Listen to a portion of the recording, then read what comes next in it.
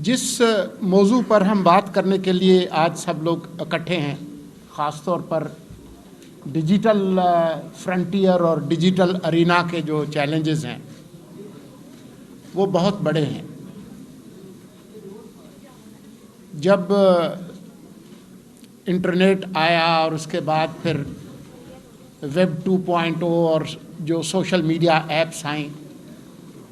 تو ہمارے بہت سارے جو دوست تھے ان کا خیال تھا کہ اب میڈیا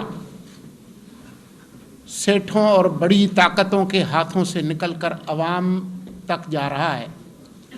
اور عوام جو ہے وہ مسلح ہوں گے۔ لیکن جس طریقے سے پچھلے چند سالوں میں اس ٹیکنالوجی کا ارتقاء ہوا ہے،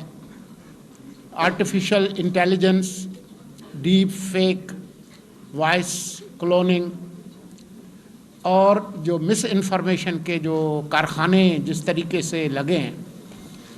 اس نے آج دنیا میں جمہوریت کو جو خطرات اور آزادی اظہار اور آزادی صحافت کو جو خطرات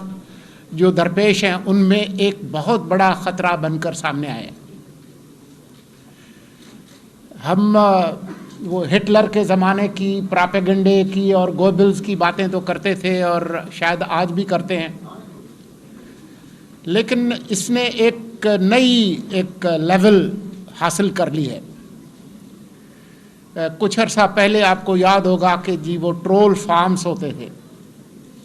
اب وہ ٹرول فارمز جو ہیں وہ بھی انسانوں کی ضرورت نہیں ہے۔ جو جنریٹو آرٹیفیشل انٹیلیجنس ہے اس کی وجہ سے اب یہ ممکن ہے کہ بہت کم پیسے میں آپ ایک مصنوعی ٹیکسٹ، مصنوعی آواز، مصنوعی تصاویر، مصنوعی ویڈیو آپ پیدا کر سکتے ہیں، اور یہ ایک بہت بڑا ہتھیار بن کر سامنے آیا ہے۔ ہمارے جیسے ملک میں جہاں پر لٹریسی اتنی زیادہ نہیں ہے، لیکن کوئی 15 کروڑ کے قریب موبائل لوگوں کے ہاتھوں میں ہے، اور کوئی صبح مجھے بتایا کہ آج گھوڑی نے گدھے کو جنم دیا ہے اور میرے فون سیٹ پہ آیا ہے، اور لوگ اس پر اعتبار کرنے لگے۔ آج کل پاکستان میں مختلف تاریخی وجوہات کی وجہ سے اور کنٹرول کا جو ایک کلچر ہے اس کی وجہ سے ایک اور جو نیا خطرہ سامنے آیا ہے، وہ آپ کے شام کے ویلاگرز ہیں۔ وہ ایسی باتیں آپ ویڈیو میں آپ کو دکھا سکتا ہوں کہ عقل جو ہے وہ دنگ رہ جائے، لیکن اگر آپ ویورشپ دیکھیں تو جو بالکل بے بنیاد قسم کی باتیں ہیں، 1 لاکھ ویوز 24 گھنٹے میں، 1.5 لاکھ ویوز، اور منصور قاضی جیسا شریف آدمی ایک اچھی بات کرے، پتہ چلے کہ جی اس کے 500 یا 1000 ویوز ہوں، تو یہ ایک بہت سنجیدہ خطرہ ہے آزادی اظہار اور آزادی صحافت کے لیے۔ چودھری صاحب جو ہے میرے دوست کئی دہائیوں کے، وہ آپ کو بتا رہے تھے کہ صحافت کیا ہے، کہ صحافت بنیادی طور پر عوام کے جاننے کے حق کا دفاع کرنا ہے، کہ وہ تمام چیزیں جو عوام کے مفاد میں ہیں۔ براڈ کاسٹنگ اسکول میں ہمیں ایک چیز پڑھائی گئی کہ پبلک انٹرسٹ کیا ہوتا ہے، تو پبلک انٹرسٹ کا اکثر میں ترجمہ عوامی مفاد کرتا ہوں، عوامی دلچسپی نہیں کرتا،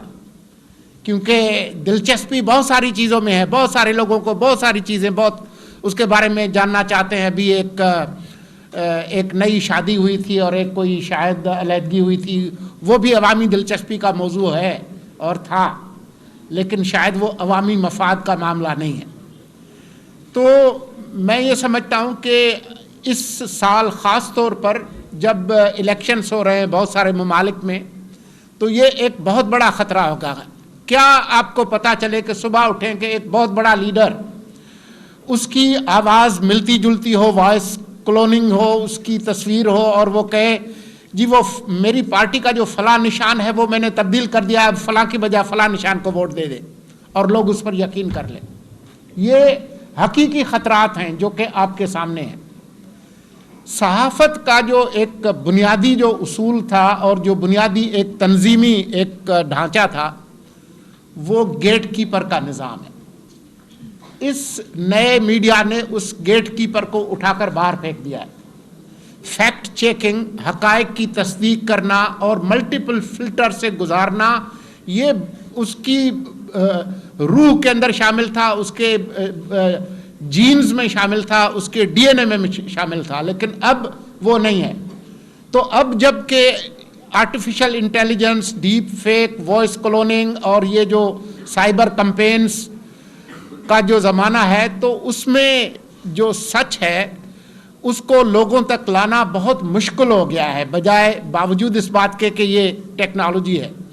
تو ضرورت اس بات کی ہے کہ جیسے آپ کا ادارہ ہے، school of media and communication studies ہے اور یونیورسٹیز میں ہیں، آپ کو ویریفیکیشن لیبارٹریز بنانی پڑیں گی. نیوز رومز کو فیکٹ چیک ڈپارٹمنٹس بنانے پڑیں گے. جو ویریفیکیشن کی جو ٹیکنالوجی ہے اس کو بہتر کرنا ہوگا، ورنہ کوئی بھی چالٹن، کوئی بھی جو ہے وہ پراپیگنڈسٹ جو ہے وہ لوگوں کو غلط لائن پر لا کر ملک کو تباہی کی طرف لے جا سکتا ہے. یہ بات بالکل ممکن ہے. آپ کے علم میں ہے 2016 کے جو امریکی انتخابات تھے اس کی اسٹڈی دیکھ لیں، 2020 کی اور 2024 خاص طور پر پاکستان میں الیکشنز ہو رہے ہیں، ہمارے پڑوسی ملک بھارت میں الیکشنز ہو رہے ہیں، انڈونیشیا میں ہو رہے ہیں.